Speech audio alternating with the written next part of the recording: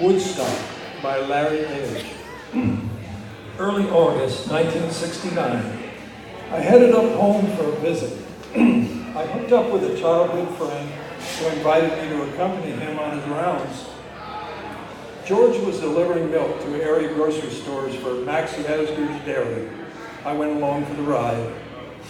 While enjoying the simple pleasures of cruising the Catskill countryside in a box truck with the doors open, the cool breezes swirling, drinking pilfered chocolate milk skillfully removed from the inventory, George told me of a project in which he was involved. He was helping build a stage at the base of a bowl-shaped Yasgur's hayfield. He informed me that an impressive list of well-known bands was going to perform there, and I needed to attend. I agreed. A couple weeks later, I was back, ferried from Virginia by a friend with a Chevy Corvair. My familiarity with the area enabled us to park right at the site. Due to a miles-long traffic jam, the performers were being flown in by helicopter. The announcer got on the mic and declared that the state police decided to stay away from the concert and concentrate on traffic control. A great roar went up. The children of America's greatest generation were energized. Our parents were war-hardened, poverty-educated control freaks whose rules and regulations got in the way, but not today. We had our own clothes, our own music, our own attitude. With wide-eyed wonderment, we established our own nation, a nation with only one law: thou shalt not hassle thy neighbor.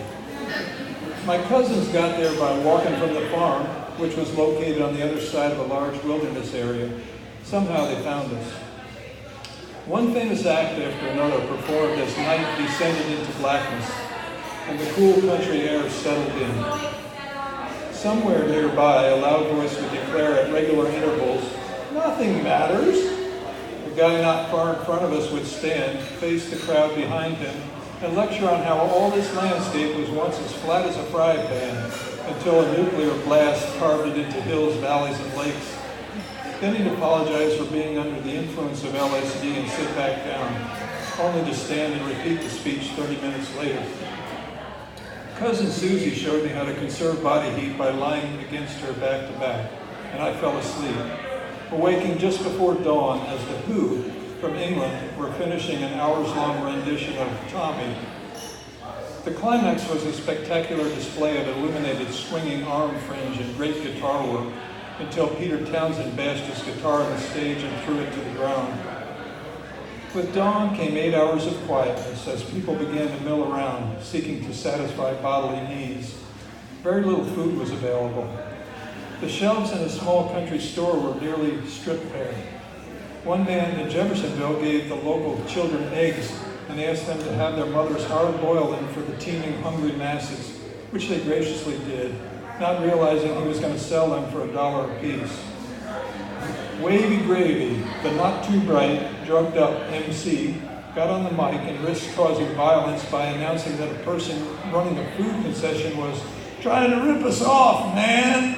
Let's let them know we're not going to put up with it, man. Thankfully, no one responded beyond lighting fire to a couple of food stands. My friend and I visited my Aunt Tassie just 3 miles away and stuffed our faces in the same farmhouse kitchen in which Richie Havens, who set the tone as Woodstock's first performer, would one day sit.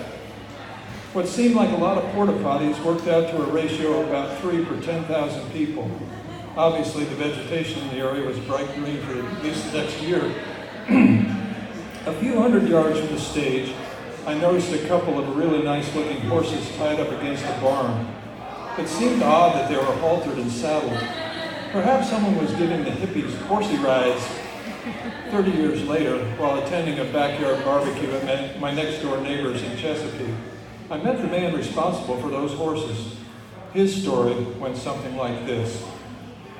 I was employed by a horse farm here in Virginia. They were grooming me to become a trainer. Me and another guy were told to carry a pair of expensive horses to a show in upstate New York. We were headed north on the New York State Thruway when traffic stopped. We didn't know what was going on, so we found a state trooper who told us that a rock and roll party was going on a few miles over that hill over there.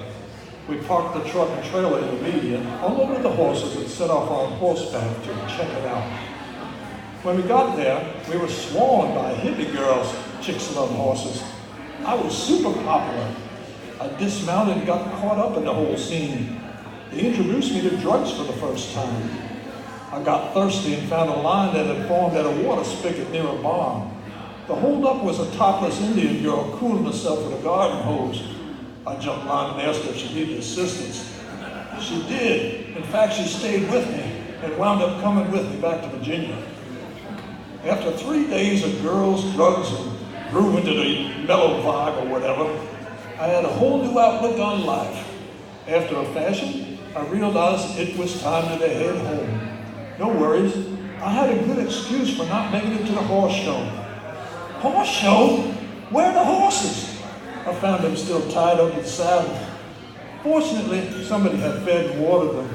I mounted, pulled my girl up behind me, gathered up a friend, and we rode back to the freeway to find a truck. The three of us made it home and turned over the horses. I introduced the girl to my family, but she made the mistake of mentioning marriage. I put her on a bus and sent her back up to where her tribe was up near the Canadian border. My boss told me, "We got an important horse show coming up in Texas. You're gonna have to wear a suit for this one." I told him, "Man, us young people aren't gonna put up with you establishment weenies trying to tell us how to dress anymore." Obviously, I never became a horse trainer. That rock and roll party was the secret to my failure. The only person I met in Virginia who was at the Woodstock Festival turned out to be the rider of those horses. Small world. The performers were just as excited to be there as anyone else. Having never performed before a crowd of that size, some were good, some not so good. Janis Joplin, drunk. Jefferson Airplane, Crosby, Stills, Nash & Young, okay.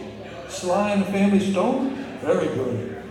My favorite was Joan Baez singing Swing Low, Sweet Chariot a cappella, her strong, clear voice echoing off the nighttime hills. By the second night, the grass had been pretty much worn away by a million human feet walking, dancing, twirling around. The ground was prepped for the mud fest that was to happen after a downpour. My friend and I, along with most other folks, missed the mud party because we had to be back at work Monday morning. Therein lies the truth. The great majority of Woodstock alumni are just regular people who are fully integrated into American society, if not right then, in the near future. Bob Flynn, a guy I knew from high school, appears in an iconic Woodstock photo skinny dipping in a pond in which my mother swam as a child. He one day would be my mom's mailman. The thing was a one-time event, maybe a once-in-human-history event, mainly because it was a surprise and our more nefarious brethren didn't have time to organize. Debauchery of the mild sort happened, like the movie shows. Absent all controls, somebody is going to forget to wear clothes. But the common perception that that was all Woodstock was about is simply not true.